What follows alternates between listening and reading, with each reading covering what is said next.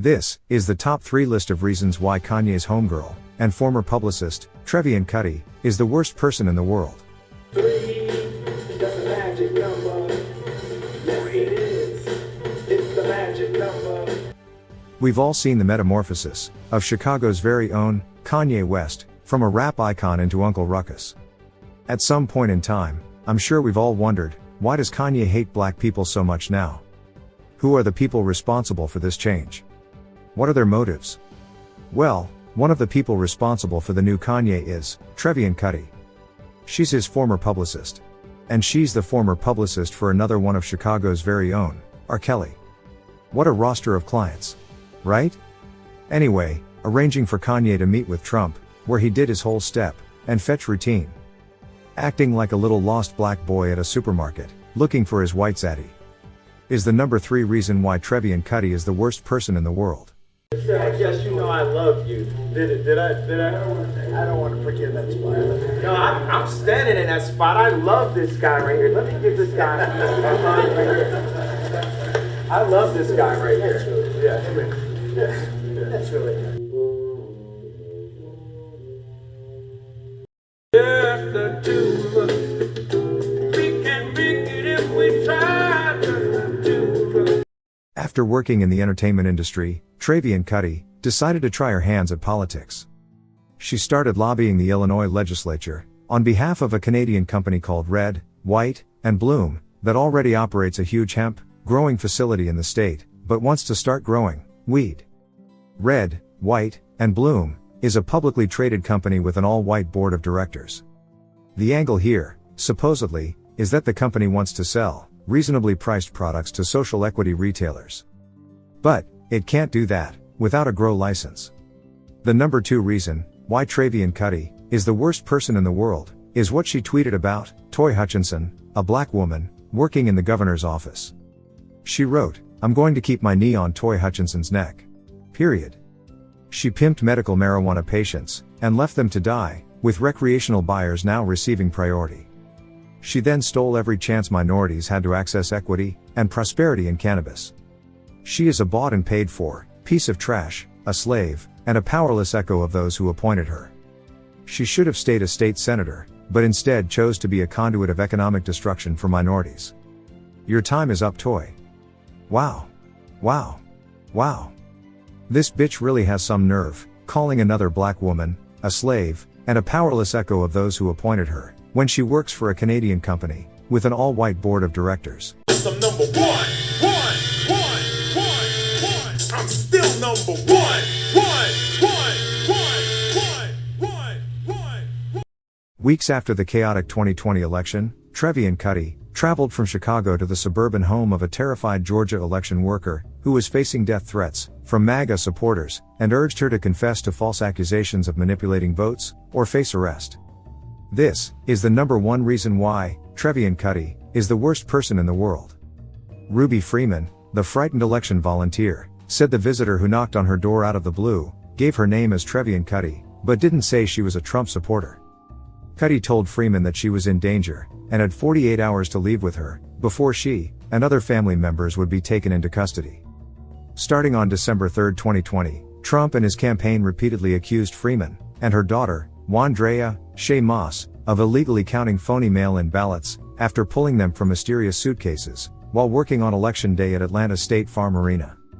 In fact, the suitcases were standard ballot containers, and the votes were properly counted, county and state officials quickly confirmed, refuting the fraud claims.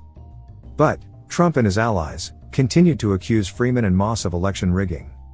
The allegations inspired hundreds of threats and harassing messages against them and their family members. Some messages called for Ruby Freeman's hanging. One urged people to hunt her. By the time Kutti arrived, Freeman needed help, but was cautious and would not open the door because of the threats. So Freeman asked a neighbor to come over and talk with Kutti, who was with an unidentified male. Like Freeman, Kutti and the other visitor were black. Kutti told the neighbor that Freeman was in danger and that she had been sent to provide assistance. Freeman said she was open to meeting them. She asked Cobb County Police to send an officer to keep watch so she could step outside, according to a recording of her 911 call. An officer arrived and spoke with Kutti, who said she was a crisis manager according to the police incident report. Kutti repeated that Freeman was in danger, and had 48 hours before unknown subjects turned up at her home, the report said. At the officer's suggestion, the women agreed to meet at a police station. The officer's report did not identify the man accompanying Kutti. Inside the station, Kutti and Freeman met in a corner, according to footage from a body camera worn by the officer present at the meeting. I cannot say what specifically will take place, Kutti is heard telling Freeman in the recording. I just know that it will disrupt your freedom, she said, and the freedom of one or more of your family members. You are a loose end, for a party that needs to tidy up, Kutti said. She added that federal people were involved, without offering specifics. She did not name the party to which she was referring.